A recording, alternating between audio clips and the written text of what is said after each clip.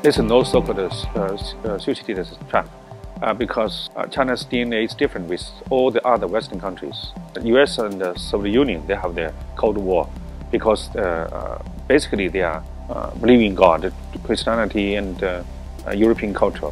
But China is very unique. China is civilization lasting more than 5,000 years. So China and the US actually it's very complementary from DNA. We can have lots of space to work. Of course, there are many confrontations, many competitions, but this is healthy. We can manage this.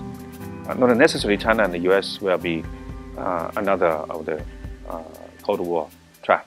This is just a transformation of the China-US relations. Both sides are not familiar with that transformation.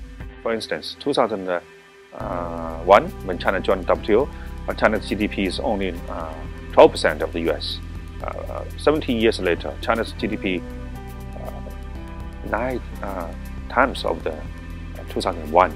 Now be the more than 62, even comfortable with 70 of the US economy. So the thing about China is not the thing about engaging China can put China in their trap. So now it's China have this full self-confidence. China's dream is different with the Americans, and they're disappointed with the China's rise.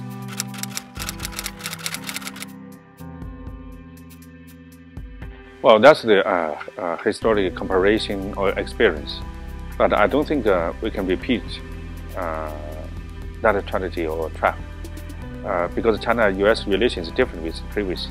We are highly independent. China's military industry is most complete and independent from the US. It's not like the Japan is alliance with the US. So the Union is not complete with the industrial system. So we are not afraid of any American so-called blackmail of the trade war, even Cold War. We don't afraid of that. China, we said 5,000 years of civilization with the most complete and independent system, particularly the military and the industrial system. So we are not afraid of anybody. Even China was so poor in the Korean War, but we are not defeated by Americans in the name of the so-called United Nations, 19 countries. So Americans should learn a lesson from that. But we need to have good relations with the US because this is so important for the globalization and for the world peace and development. We will create a new future.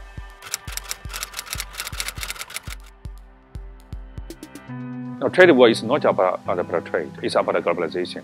It's about the future of China and the US. Comparative advantage is about the US new identity. You cannot always rely on the city upon the hill, the American second to none. I think to build a new identity for US and China is a common jobs, common challenges for both of us. China changed a lot from the traditional China, modern China to global China. And the US also should change.